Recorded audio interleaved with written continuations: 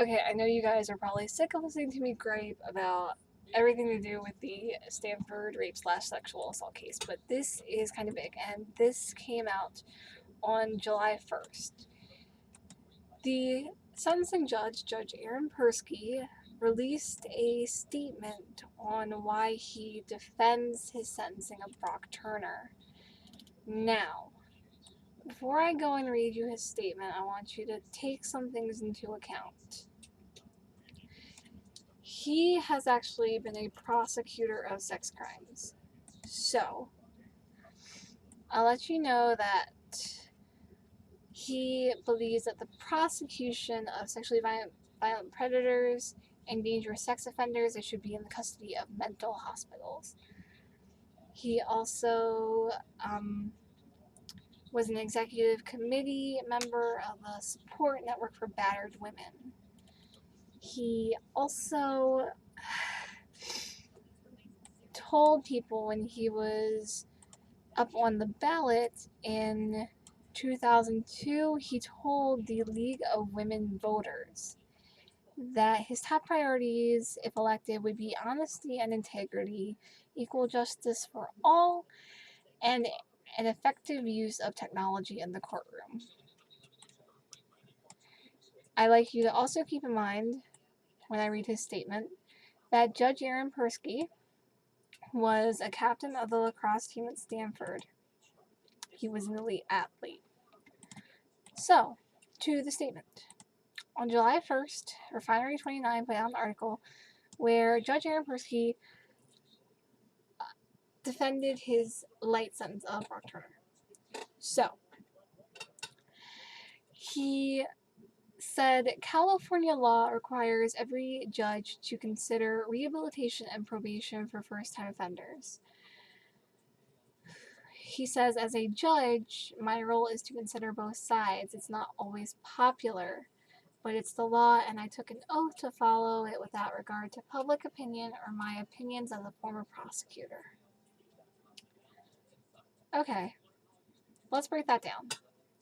California law requires every judge to consider rehabilitation and probation for first-time offenders. Well, this may have been Brock's first sexual offense, but you left out his underage drinking, his use of drugs while at Stanford and while at high school, where he was not a first-time offender. He had just only been caught once and was given a ticket. So, if you combine all those, if the statute of limitations was not up, you actually should have been sentencing him to a prison, an actual prison, not a county jail, a prison. And I think that you just didn't care that he lied. You said you have to take both sides of the story into account. Well, what if one person only remembers certain parts of her side of the story because she was passed out? There aren't people who can vouch for her except those two Swedish students, and they didn't see everything. But the rape kits don't lie. Rape kits don't lie. It's hard to plant evidence like that. It's hard. It's not easy. And the Swedes weren't called as witnesses. You sided with a young man. Man isn't even the right term. A boy who had intent to commit rape. Not just rape of an intoxicated, unconscious woman. So I can't believe that you say you listened to both sides. Brock lied on that stand. I know he lied on that stand because the impact statement said so. And I'm led to believe that impact statement more than I am someone who could say whatever he wanted just to get away with it. I am not convinced that you took both accounts of that night into consideration. I am not convinced that Brock told the truth on the stand. So, in conjunction with Judge Aaron Persky's statement, there is also a movement now Now, you probably heard the old petition to get Judge Persky impeached. Nothing wrong was found. So, now there is a new movement.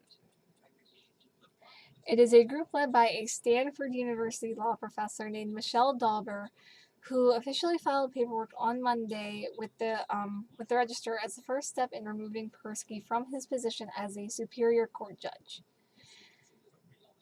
They now have, of Monday, when it was filed on Monday, they have 160 days to gather about 59,000 signatures from registered voters to qualify the measure for next year's ballot, where Persky cannot be on the ballot, he cannot be up for re-election. And I'm not sure where you can actually find this piece of paperwork, or if you can even sign it if you're not a citizen of California or Santa Clara County, but I will look into it, and I will let you guys know if I do find anything. But before I go, Michelle Dauber actually issued a statement in response to Judge Aaron Persky, where she said Judge Persky did not make a single bad decision. He made a slew of bad decisions involving sex crimes and violence against women. And she's not done, guys. She goes on. She also went on to say that